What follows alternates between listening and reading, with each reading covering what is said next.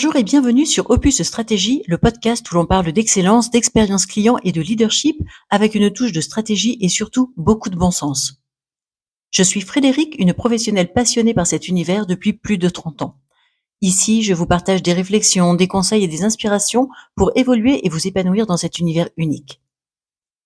Aujourd'hui, je vous propose d'aborder le sujet du management de mon point de vue et je vais vous partager mes styles de management préférés.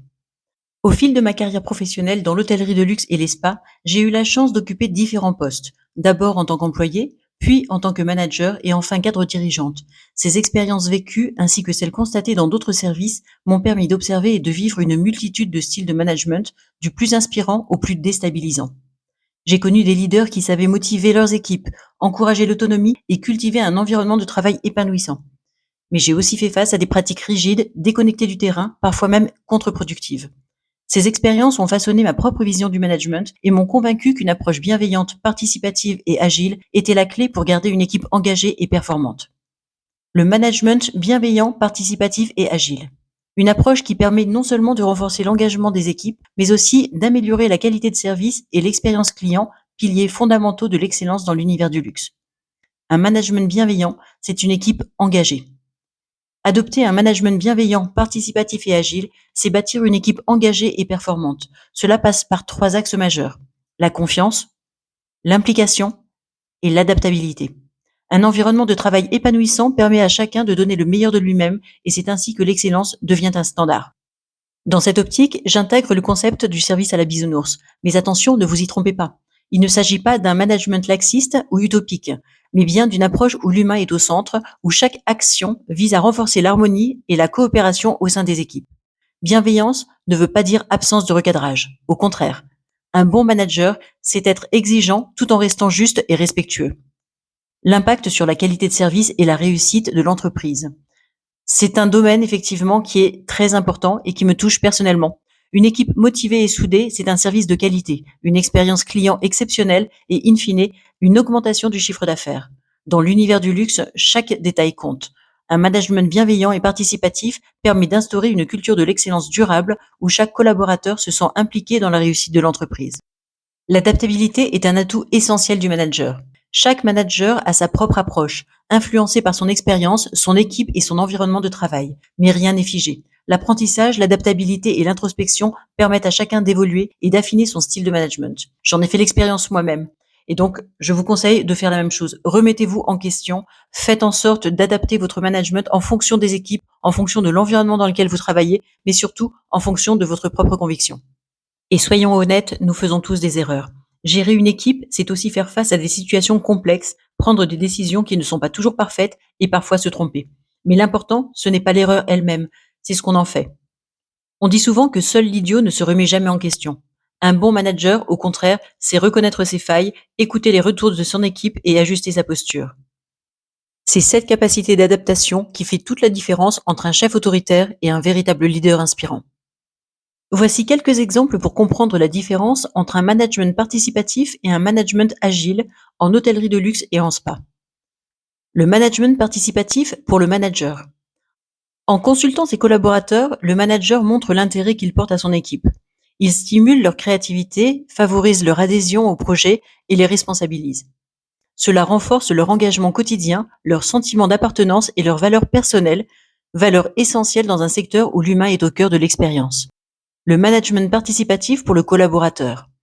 Chaque employé devient acteur du succès de son service et de l'établissement dans lequel il travaille, ce qui renforce son engagement et son autonomie. Le management agile, quant à lui, allie la flexibilité à l'adaptabilité, ce qui est particulièrement utile pour le manager. Chaque salarié devient acteur du succès de l'établissement, ce qui renforce son engagement et son autonomie. Il permet d'adapter rapidement la gestion des plannings, les standards de service ou encore l'offre de soins en restant flexible face aux imprévus et aux nouvelles tendances du luxe et du bien-être. Pour le manager, c'est par exemple adapter rapidement les plannings en fonction des réservations de dernière minute ou des imprévus sans perturber l'équilibre de l'équipe. Cela peut aussi être de réajuster les offres de soins en fonction des retours clients, de la concurrence et des tendances du marché, ou encore d'encourager des points réguliers et informels avec l'équipe pour identifier les obstacles et trouver des solutions ensemble plutôt que d'imposer des décisions rigides. Pour le collaborateur, c'est être capable de s'adapter, de changer de cabine et de protocole de soins par exemple, en fonction des besoins du client tout en maintenant un niveau d'excellence. Le management agile permet donc à la fois aux managers et aux collaborateurs d'être plus réactifs et d'offrir une expérience client toujours plus fluide et personnalisée. Je vais vous partager quelques anecdotes de mon expérience personnelle en mode agile en tant que praticienne, puis en tant que manager. En tant que spa praticienne, en adaptant l'expérience client en temps réel. En tant que spa praticienne, il m'est très fréquemment arrivé, dans ma carrière professionnelle, de prendre soin d'une clientèle privilégiée que l'on appelle dans notre jargon professionnel des VIP pour Very Important Person ou VIC pour Very Important Customer, et qui sont des clients à qui l'on accorde une attention toute particulière. J'ai eu la chance de vivre des journées incroyables et mémorables, comme par exemple un client qui un jour m'a lancé le défi de lui créer un soin du visage sur mesure avec des fruits rouges.